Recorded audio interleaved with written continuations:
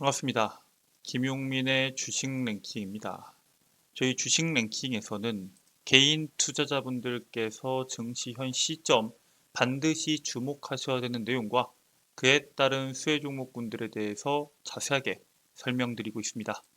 오늘 영상도 시청해 주셔서 정말 감사드리고요. 본격적으로 오늘의 영상 시청하시기 전에 영상 하단부에 있는 구독 버튼, 그 옆에 있는 좋아요 버튼 한 번씩만 눌러주시고 영상 시청해 주시면 정말 감사드리겠습니다. 자, 그리고 저희 주식 랭킹 채널을 사랑해 주시는 모든 투자자분들을 위해서 제가 직접 투자에 도움이 될 수 있는 자료들을 준비해 왔습니다. 오늘 영상에서 어떻게 그 자료 다운로드 받을 수 있는지에 대해서 자세하게 설명드릴 예정이니까 오늘 영상 꼭 끝까지 집중하셔서 시청하시고 해당 자료집 꼭 다운로드 받으시길 바라겠습니다.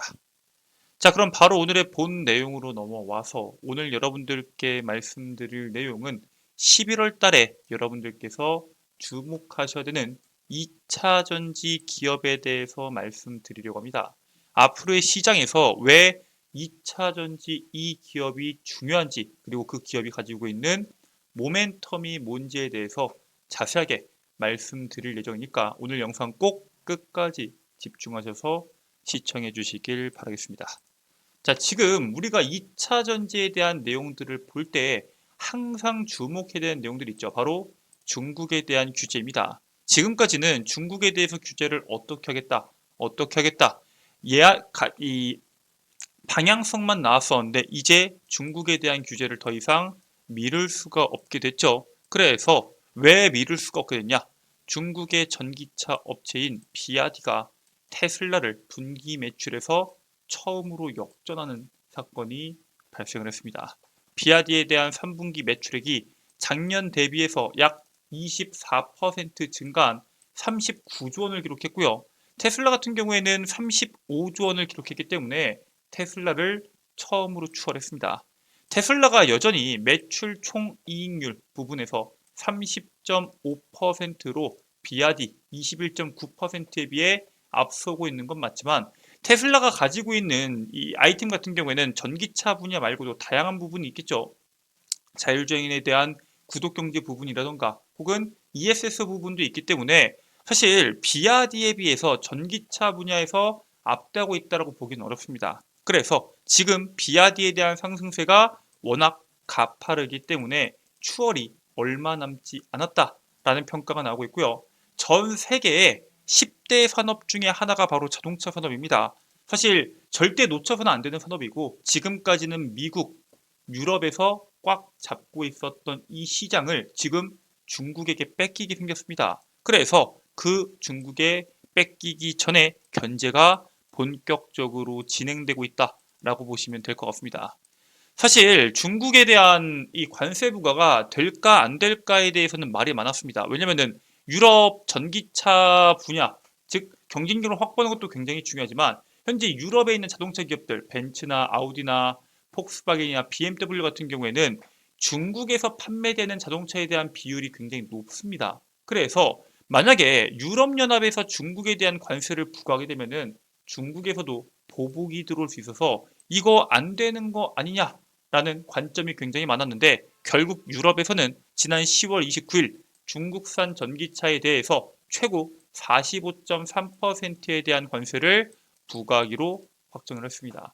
이게 유럽 내에서 중국산 전기차에 대한 점유율이 원래 4년 전만 하더라도 3%가 안 됐습니다. 그런데 불과 3년 만에 21%를 넘어섰고요. 올해까지로 따지면은 지금 25%에서 30%에 육박할 정도입니다. 지난해 기준에서 유럽 전기차 가격은 내연기관차보다 약 92%, 2배 가까이 비쌌는데 중국산 전기차 같은 경우에는 내연기관차보다 더 8% 오히려 저렴하기 때문에 사실상 중국이랑 유럽이랑 가격 경쟁 자체가 안 됩니다.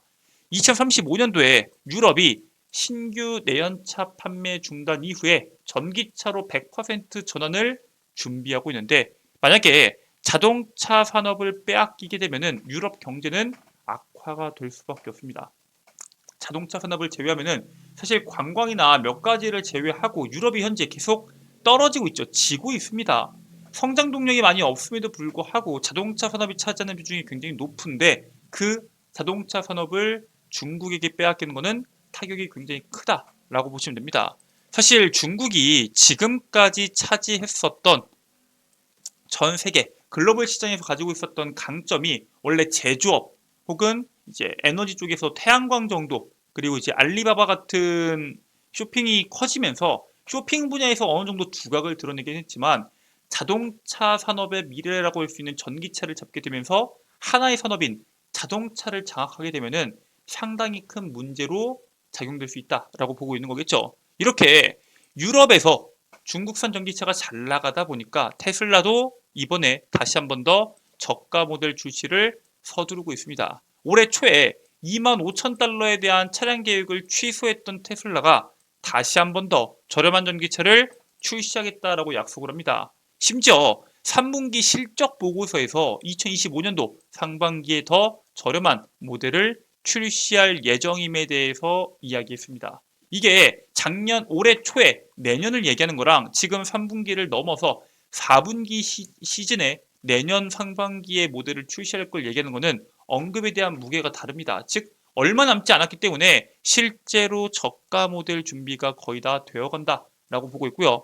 모델 2일지 혹은 모델 3의 저가형 버전일지는 아직 공개되진 않았습니다. 2025년도에 중국과 유럽의 중저가 전기차 경쟁이 심화되는 상황 속에서 테슬라의 합류를 통해서 전기차에 대한 보급이 지금보다 더 확대가 될 수밖에 없고요. 유럽은 내년에 새로운 EU 탄소 배출 규정이 발효가 되게 되면은 전기차 생산량을 늘리지 않았을 때 최대 76조 원에 가까운 과징금을 낼 수 있는 우려가 있어서 유럽의 완성차 업체들은 전기차를 계속 만들 수밖에 없고 당연히 시장은 필수적으로 성장할 수밖에 없기 때문에 전기차 산업에 대한 캐즘 문제가 거의 해소될 수 있다고 보고 있습니다. 유럽에서는 명확하게 중국을 겨냥하고 있는데 사실 미국도 정확히 중국을 겨냥하고 있습니다. 전기차 시장이 확대되고 있는 상황 속에서 정확하게 중국을 겨냥하고 있는데 이제 이 부분을 보면은 백악관 국가안보보좌관이 멕시코와 맺은 무역협정을 재검토할 때 중국 전기차 업체의 우회 수출 등을 논의할 것이다 라고 언급을 하고 있습니다. 미국은 일정 조건을 갖추면은 멕시코에서 생산한 차량에 관세를 매기지 않겠다라고 얘기했지만 중국산 전기차에 대해서는 9월 말부터 100%의 관세를 부과하고 있고요. 트럼프 후보 같은 경우에는 자기가 트럼프 대통령이 당선이 되게 되면은 중국산 전기차, 특히 멕시코산 중국산 전기차 같은 경우에는 관세를 100%가 아니라 1000%를 부과하겠다라고 이야기할 정도로 중국에 대한 규제를 명확하게 하고 있습니다. 비아디와 체리 자동차 등은 멕시코 현지 공장을 짓기 위한 부지를 현재 물식 중에 있고요. 관세 회피를 위해서 우회 수출 시도를 준비하고 있다고 보시면 됩니다. 그래서 백악관의 국가안보 보좌관은 대중국 정책은 사실상 중국에 대한 이 공급망을 분리하려는 게 문제가 아니라 그냥 중국에 대한 위험을 제거하려는 관점 속에서 이루어져야 된다라고 강조하고 있습니다. 즉 중국이 현재 어떠한 분야에 대해서 공급망을 꽉 잡고 있으니까 이 공급망을 확산시키겠다는 개념이 아니라 그냥 중국은 점유율을 잡으면 위험하다라는 정책을 통해서 현재 중국을 대대적으로 하고 있죠. 실질적으로 미국의 무역 적자 발생 순위를 보면은 중국과 멕시코, 베트남, 독일, 캐나다, 일본 순이고요. 한국에 대한 무역 적자에 대한 규모가 그렇게 크진 않습니다. 그래서 시장에서는 지금 미국이 무역 적자를 일으키는 국가에 대해서 관세를 공격적으로 할 수 있다라고 이야기하고 있지만 사실상 중국과 멕시코에 대한 비중이 굉장히 높기 때문에 거기에 따른 견제가 강하게 들어올 수 있지 한국에 대한 견제는 그렇게 강하지 않을 수 있다라고 보시면 될 것 같습니다. 그래서 이번에 LG엔솔의 김동명 사장은 IRA 세액공제 축소 관련된 질문에 대해서 보조금에는 큰 변동이 없을 것이다 라고 언급을 합니다. 실질적으로 현재 미국에 엄청난 투자를 하고 있는 LG엔솔의 사장이 이렇게 이야기하고 있고요. 구체적인 시기에 대해서 언급하진 않았지만 이 생산 세액공제를 제외한 흑자 전환 시점에 대해서도 멀지 않았음을 암시하고 있습니다. 실질적으로 지금까지는 생산세액공제를 제외하게 되면은 적자를 올해 기록을 했지만 이제 멀지 않은 2025년도부터는 바닥을 찍고 본격적으로 흑자 전환이 진행될 것이다 라는 것을 이야기하고 있습니다. 그리고 2025년도 투자 계획에 대해서도 지금 2차전지 같은 경우에는 미국이나 유럽에 대한 투자를 굉장히 많이 질렀었죠. 투자를 축소할 것에 대해서 가장 크게 우려했는데 숫자를 줄이는 것보다 속도를 조절하는 것에 대해서 초점을 맞춰 있기 때문에 계획은 지금 그대로 진행될 확률이 굉장히 높다라고 이야기하고 있고요. 미국은 지금 전기차를 상용하기 위해서 인프라가 깔리는 게 무엇보다 중요한데 그 충전 포트가 벌써 2배 이상 증가하면서 20만 개가 미국에 깔렸습니다. 2030년도까지 약 50만 개를 돌파할 것으로 보고 있기 때문에 전기차 인프라가 확보가 되고 있고요. 실질적으로 테슬라에 대한 전기차 슈퍼차저에 대해서 다른 완성차들도 충전할 수 있도록 연동이 되고 있기 때문에 전기차에 대한 상용화 가장 필수적인 조건인 인프라가 확보가 되면서 시장에서 전기차 확산 속도가 굉장히 빨라질 것으로 보고 있습니다. 자, 그러면은 이제 미국에서 혹은 유럽에서 전기차에 대한 확산이 올해보다 2023에서 2024년도에 대한 성장보다 2024에서 2025년도의 성장이 더 클 것으로 보고 있는데 그 중에서 가장 수혜를 볼 수 있는 부분은 바로 배터리 소재사입니다. 이유가 여러 가지가 있는데 첫 번째로는 배터리 소재에 대한 가격이 안정화되고 있습니다. 배터리 주요 소재로 사용되는 니켈의 가격이 하락세를 마치고 안정화 국면에 이미 진입을 했습니다.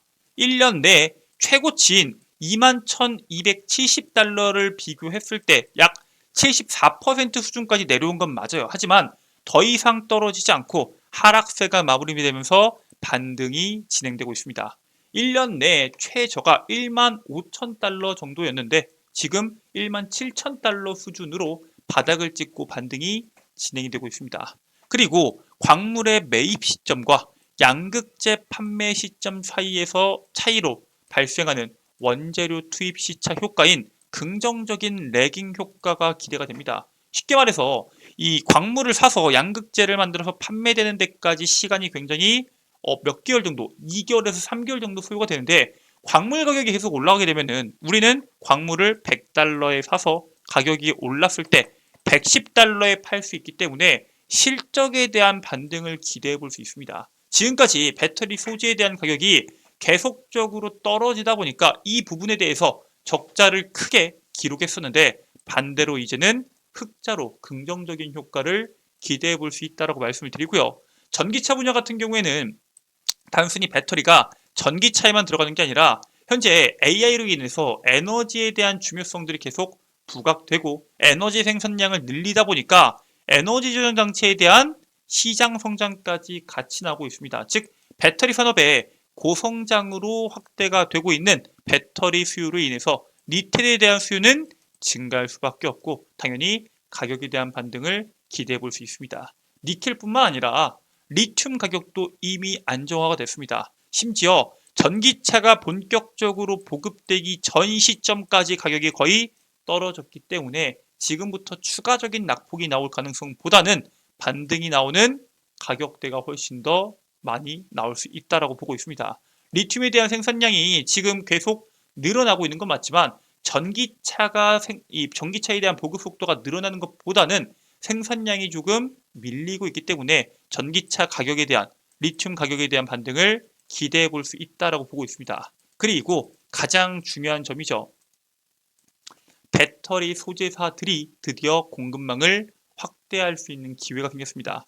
전기차를 생산하는 완성차 기업들이 배터리 공급망 내지화를 진행하면서 소재 기업들과 직계약하는 사례들이 증가하고 있습니다. 대표적으로 테슬라, GM, 포드, 토요타, 현대차 등이 있고요. 국내 배터리 기업들과 연결되어 있는 완성차 업체들이 배터리 내재화에 도전하고 있습니다.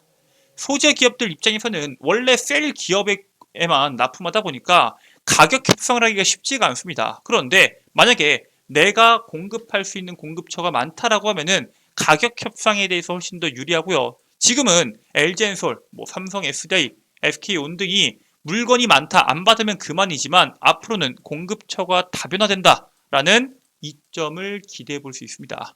완성차뿐만 아니라 배터리 셀 기업들도 확보하기 위해서 노력하는 소재를 주목해 볼 필요가 있는데 그 대표적인 소재가 바로 전구체 기업입니다. 그래서 여러분들께서 지금부터는 전구체와 관련된 기업을 주목하실 필요가 있는데 대표적인 기업이 바로 에코프로 머티입니다. 에코프로가 외부 판매 물량을 늘리면서 2025년도 실적 개선을 준비하고 있습니다. 이게 IRA로 인해서 중국 전구체 사용이 제한됨에 따라서 전구체를 필요로 하는 기업들이 계속 증가하고 있습니다.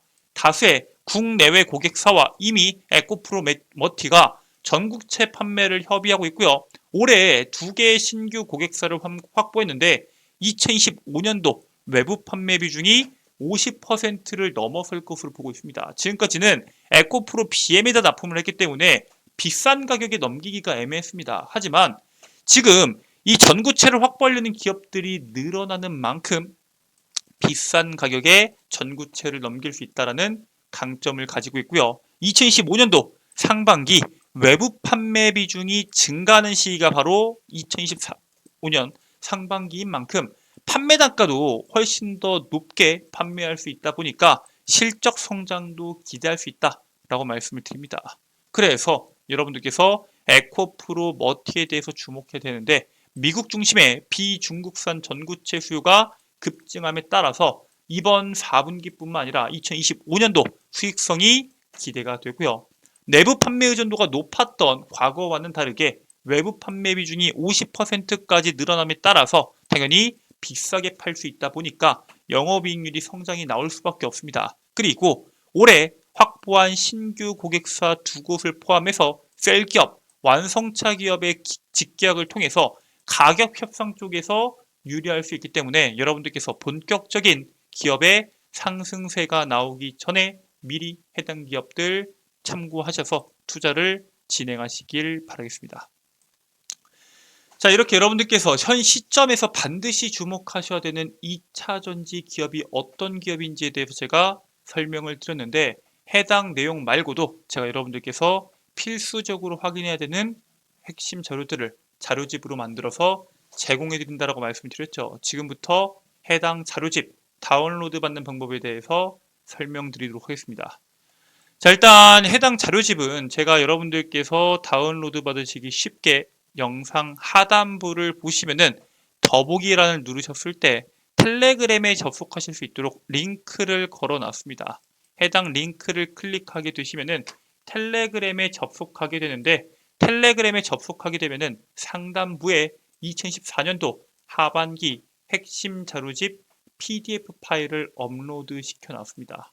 해당 자료집을 클릭하시면은 100% 무료로 평생 연구 소장하실 수 있는 자료집을 다운로드 받으실 수가 있습니다. 해당 자료집 꼭 참고하셔서 투자에 도움이 되시길 바라겠고요.